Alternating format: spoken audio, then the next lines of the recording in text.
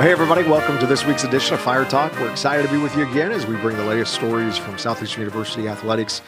I'm Kent Ingle, president of Southeastern University, joined always by our director of athletics, Drew Watson. Drew, it's great to sit down with you again. Good to see you. Coming off of a big weekend home football, and what a game. What a game. It feels like so much has happened since we were together last week. As you mentioned, the game, the energy on campus has been incredible. The game just helps. One of our football coaches said it was the most energy that they had felt at a home game, since they've been here. And I would agree. There were a lot of students there. Yeah, no, I think it's probably one of the biggest student turnouts, I think, in our history. Yeah. It was jammed and packed. Of course, we're growing. Another record enrollment. So, yeah, a lot of students. So it was great. And from what I heard, the buzz in the freshmen all week was game week. Really excited to see what it's all about. And we've had a good couple weeks. The environment at all of our games has been outstanding. You've been at a number of volleyball matches. Yeah. And our teams are finding success across the board. Yeah, no, great football open, the home slate in front of a great crowd at Victory Field. Both soccer programs grinding out strong results. Yep. Volleyball bouncing back, a pair of sweeps. Women's golf testing themselves against one of the toughest fields in the country. And it wasn't just team success. Our athletes are getting recognized too. Football swept the Sun Conference Weekly Awards. That's 3 awards. Men's and women's soccer each had a Defender of the Week. And in golf, Sadie Campbell has already picked up conference honors in her freshman season. Wow. Shows the depth and talent we've got across the board in the programs. Yeah, so much to be proud of. Lots to talk about today. So let's drive in. Let's dive in. Yeah, we'll drive in too. But what a way to kick off the home football schedule Saturday night, where 1,800 fans packed Victory Field. The atmosphere was electric literally from start to finish. Yeah, absolutely. The energy was fantastic, and the team fed off it. It didn't start the way they wanted. We were down 10-0 after the first quarter. But once we scored that first touchdown, completely flipped the game. Yeah, second quarter was the difference. Quick scores, a defensive takeaway. Suddenly the Fire went into halftime with all the momentum. Yeah, carried right into the second half. That long touchdown run from Giasa, breaking tackles and rumbling 39 yards into the end zone, had the whole stadium on his feet. So let's take a look at that play. This is a dynamic run. You see him, you get him slip through there, break a tackle there, cut back to the left.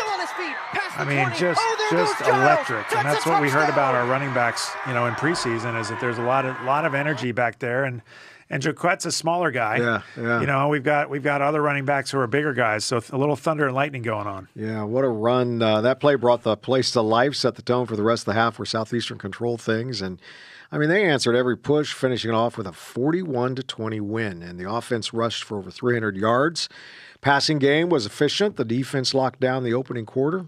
And the league took notice. As we said, Southeastern swept this week's Sun Conference Players of the Week awards. Giasa, who we just saw, was named Offensive Player of the Week. Jameel Jones earned Defensive Player of the Week. And Joel McGrath took home Special Teams honors this week from the Sun. Yeah, in fact, that was the national game of the week, right? It was. It was a great game, and the recognition didn't stop there. Fire also moved up to number 13 in the nation. In the latest NAIA Top 25 poll released on Monday, and that's their highest national ranking since October, 2019, when they climbed as high as number 12. Yeah, a well-deserved rise in the polls after the way they've started the season, 2-0, and now the challenge is going to keep it going. We hit the road on this Saturday to face Faulkner at 1 p.m. at Montgomery, which, of course, was the site of our first ever football game. Yeah. The Eagles are 2-0 and coming off a win at Thomas, so it's going to be a tough matchup. But with momentum out of that Reinhardt win and a national ranking back in the top 15, it's a great chance to keep proving ourselves. Should be a great matchup and really a good measuring stick early in the year, along with of course, with football's big win, we celebrate men's soccer. Also had a strong day on Saturday. The Fire went on the road to face number 22 Georgia Gwinnett and battled to a scoreless draw. That result really snapped a 3-match losing skid and gave them their third shutout of the season. And a lot of credit for that goes to goalkeeper Noah Murray Hawkins, who picked up his first clean sheet with 3 saves. Now, we talk about soccer terminology, right? Right. There's another one, clean sheet. Sheaves. Yeah. It's a shutout. It's they could say nil, but a clean sheet is, you don't use that in basketball. Yeah. He had a clean sheet that quarter. It's just a soccer thing. The defense absorbed some early pressure before locking in, and offensively, Southeastern actually outshot the Grizzlies 9-7. It was a physical all the way through, but a gritty performance to come away with a point against a ranked opponent. And Murray Hawkins' effort was recognized by the league this week. He was named the Sun Conference Defensive Player of the Week after that performance, his first weekly award of the season. Definitely well-deserved. Going up against a nationally ranked opponent on the road and keeping it off the board for 90 minutes says a lot about his composure and skill. It's another positive sign for this team as they build towards conference play. Yeah, now they look to build on that momentum tonight right here at home, and they're going to be playing St. Leo University. Kickoff is set for 7 p.m. at the SEU soccer field, and it's their final match before Sun Conference play begins October 1. Hard to believe we're talking October, but a great chance for fans to come out and support the team tonight. Wasn't it just June? Yeah, it seems like it. Well, women's soccer also had themselves an eventful Saturday. A few travel adventures on the way down to Sarasota, but once they got on the field, the Fire took care of business with a 1-0 win over New College, Florida. No clean sheet in there, but it was a clean sheet. The result keeps them unbeaten at 4-0-1 this season, and it was also their fourth shutout in just 5 matches. The lone the lone goal in the game came in the 22nd minute, and it was all they needed to close it out.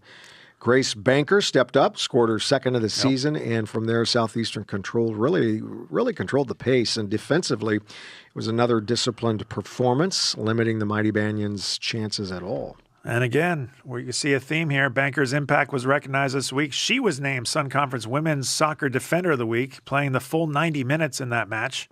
Not only did she score the winner, but she anchored the back line, holding New College to just 6 total shots and only 2 on goal. Yeah, and that's a huge honor, well-deserved. It's her first weekly award of the season. She becomes, really, what is it, the fourth Fire player to earn a Sun Conference weekly honor already, this year, and second recognized for defensive play.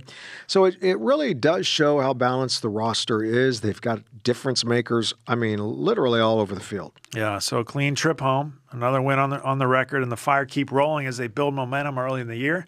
And now they'll look to keep it going this Saturday at Ave Maria. And then I believe it's a week from today comes a huge test back home next Wednesday night at 7 p.m.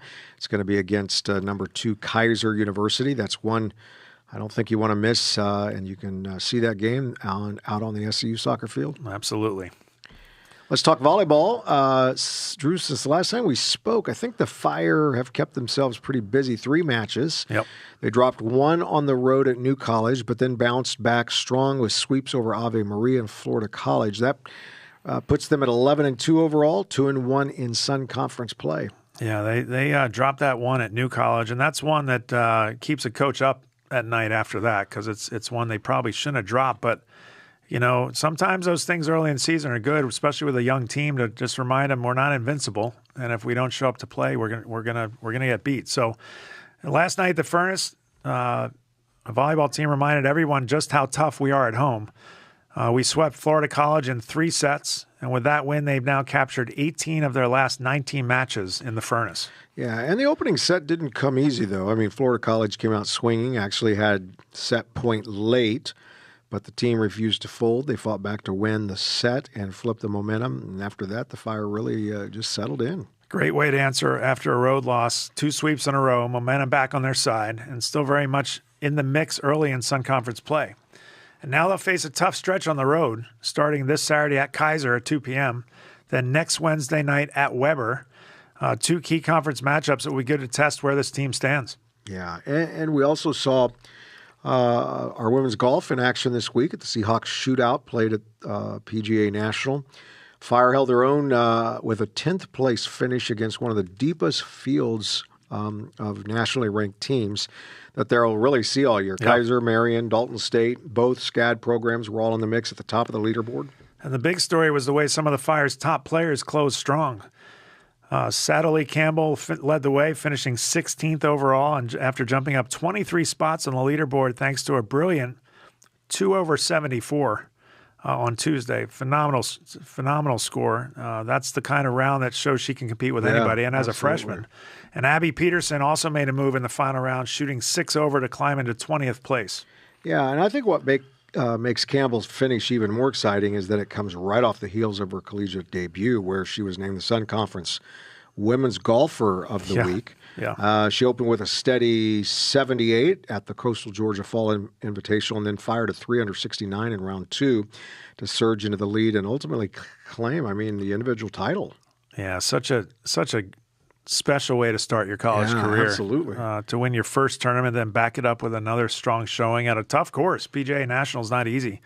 Shows she's got the talent, the composure to be a difference maker on the team for a long time. Yeah, and experiences like these, when you're going head to head with nationally ranked programs at championship level, courses will only make this group, much stronger as they keep moving forward. It really sets the bar where the Fire want to be when the spring season comes around.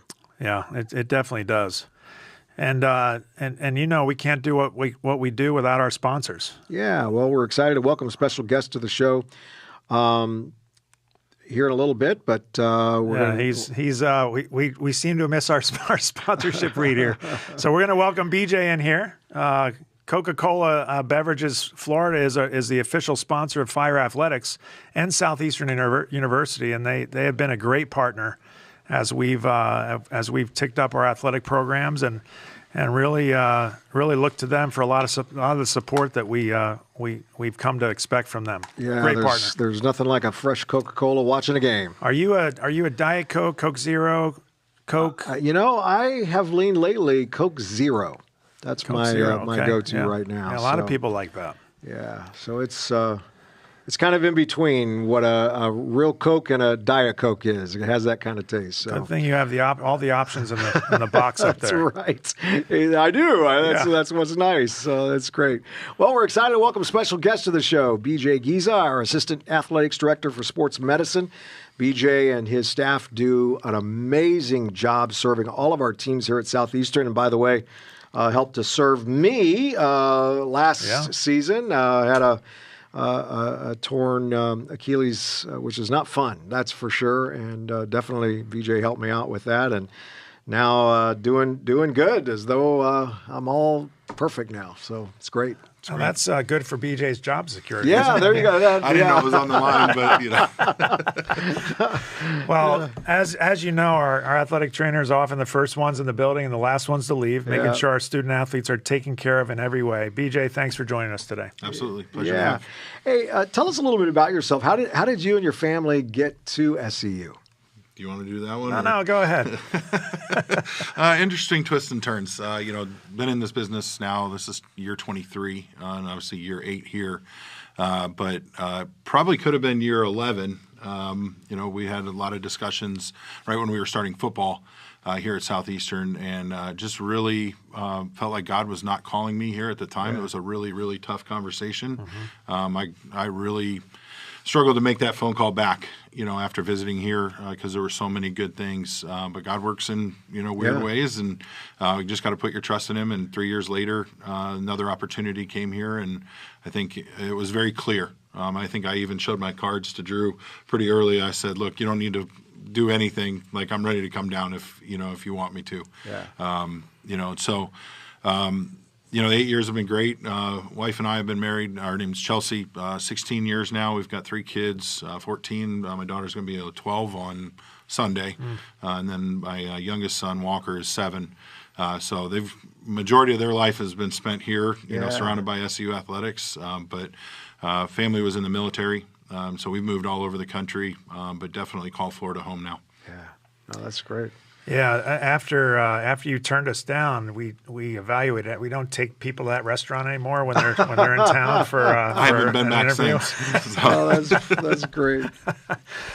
All right, so let's start off with the day-to-day. You and your staff work with every team on campus, 20 of them, each with different schedules, seasons, and demands. How do you go about balancing those needs and making sure every program gets the care and attention that it requires?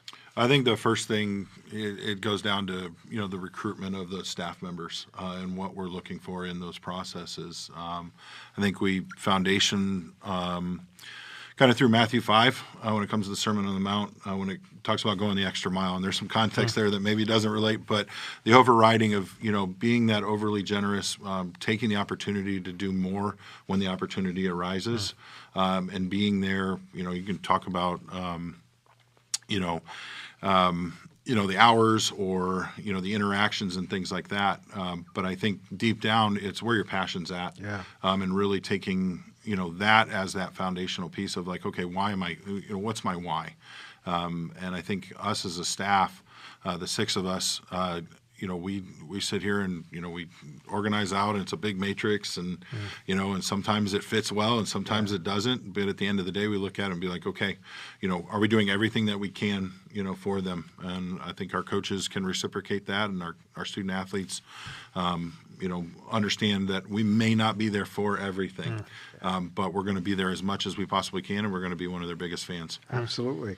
And of course, when it comes to our student athletes, I mean, what they're going through, what they experience. I mean, you were a student athlete, so how did that experience shape the way you approach your role now, and how does it help you connect with our athletes? Yeah, we're talking 26, 27 years ago. You were a gymnast, right? Yes, absolutely. I played left tackle in college. So I played at another NAI school, very similar to Southeastern. So a lot of the same culture, a lot of the things were very similar. So there's a lot of relatability when it comes to the day-to-days, maybe the struggles. When they're down about something, I said, you know what, I've actually been through that. And so it's a definite opportunity that God has put those past experiences in my life to be able to be that relatable person to a student athlete in those down times. Yep. So across the department, we were just talking about, we've seen a lot of success here early in the season. From your perspective, how does winning, that winning energy, impact the vibe around campus and the way athletes carry themselves day to day, and really as much around campus as the athletes? I know you're at the front lines of the athletes, but do you think that carries over to the quote-unquote regular student, the non-student athlete? Oh, there's definitely a palpable atmosphere, I would say. Winning is fun, and people enjoy being around, when things are going well. It gets really tough when things aren't going well. Right. Yeah. But when things are going well like that, and obviously our student athletes and our coaches put a ton of time in because there's that competitive side of things. But to the, maybe the non-athlete, it's more of a form of entertainment and enjoyment. Sure. And so when things are going well, that's another form of an opportunity for them to do something on campus that makes their college experience even better. So it definitely has that, post effect when, when things are going well. So I feel very fortunate to be a part of that, to be able to, create opportunities for people to stay on the field or stay on the court, or if they're off, try to get them back on there as quickly as possible to increase our chances of being successsul. Well, one of the things I admire about you is the way that you serve our student athletes sacrificially. Whenever you're needed, you're there. I mean, we could probably have a whole show about COVID and all that was required. Don't start shaking. And, a little PTSD there. Yes, exactly. How do you strike a balance between work and your family life? I think a lot of people struggle with that. Oh, I'm a struggler. Is there advice you would give to young professionals as they enter the workforce? I would use my own experiences that you've got to really take a look at it and say, okay, am I doing what's best for my family first? Right. There have been plenty of times where I've walked into the house and I've quickly read the room like, man, I've really screwed up here. I've taken advantage of, the loyalty that my wife and kids have towards my job and what those responsibilities are, or I could have been home sooner. And things like that. So that's something that I've really had to, self-reflect on and say, you know what, can that wait till the next morning?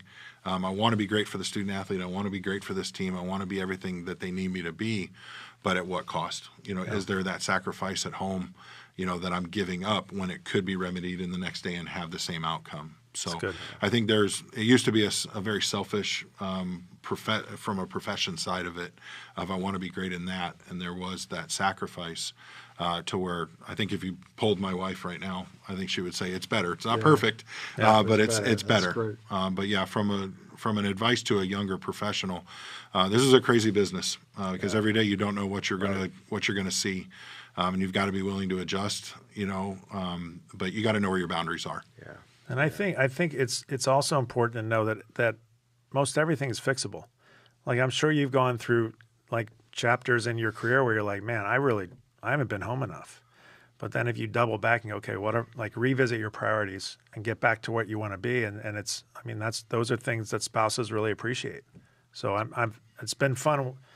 It's been fun for me to watch you go through those ups and downs and to handle them in a way that I think we would all expect you to, as a loving, godly husband and father. Yeah, and I think the support from the department and from the university, there have definitely been times where, and I think all of our staff can say this, something unforeseen has come up, whether that's a family, health issue, whatever the case may be. The opportunity to be able to take care of that and to know that people are going to step in to continue to make this train go forward and not skip a beat is an awesome thing and an awesome part to be part of. Yeah, that's great. Well said. Our word of the year, unleash, and as you have had time to reflect on that personally as well as professionally, what does that word mean to you? I think of it as full force. When you're sitting here, when you unleash something, you're giving it everything. Drew talked about in a devotional with our coaches today about boldness. And there's some relation there of don't be afraid to step out and do things that, maybe people would, shy away from. And so that word unleash, kind of speaks to that of, I'm going to go forward with full, force here in everything, whether that's, an opportunity to share the gospel with, a kid that's struggling on something or helping, somebody out, in a way that, they like, man, that's really out of the ordinary. What's different about that person? Yeah. And then there's for future conversations, the opportunity to be like, well, this is why it looks different. Yeah, for sure. Well, B.J., thanks for joining us and giving us a little bit of perspective on your role. I'm grateful for you and deeply appreciative for you and your team, the effort you put into coming alongside each and every one of our athletes to make sure they stay healthy and thriving and can lead us to championships. Yeah, I couldn't have said it better. Thanks for being here, BJ, and best of luck to your team, because you have a team too. It's not just our athletic programs. Best of luck to your team as we navigate this fall. I'm glad to hear Achilles is all on the mend. Yeah, no, I'm grateful. It's been an exciting show today as we've recapped what truly has been an excellent week at Fire Athletics, and so many great stories across our programs. And you can feel, constantly the energy in our building as our teams continue to unleash their potential on and off the field. Remember, men's soccer plays at home tonight. That's at 7 p.m. in the last Fire Athletics home event of the week. Let's hope we can continue that momentum rolling into what's going to be a busy stretch with many of our teams on the road the next week or so. Be sure to stay connected by following our social media accounts and visiting SEUfire.com for schedules, updates, and ways to watch. And a big thank you again to our guest, B.J. Geasa, and of course to all of you, our fans, for tuning in. We'll talk to you again next week. Have a great week and go Fire. Go Fire.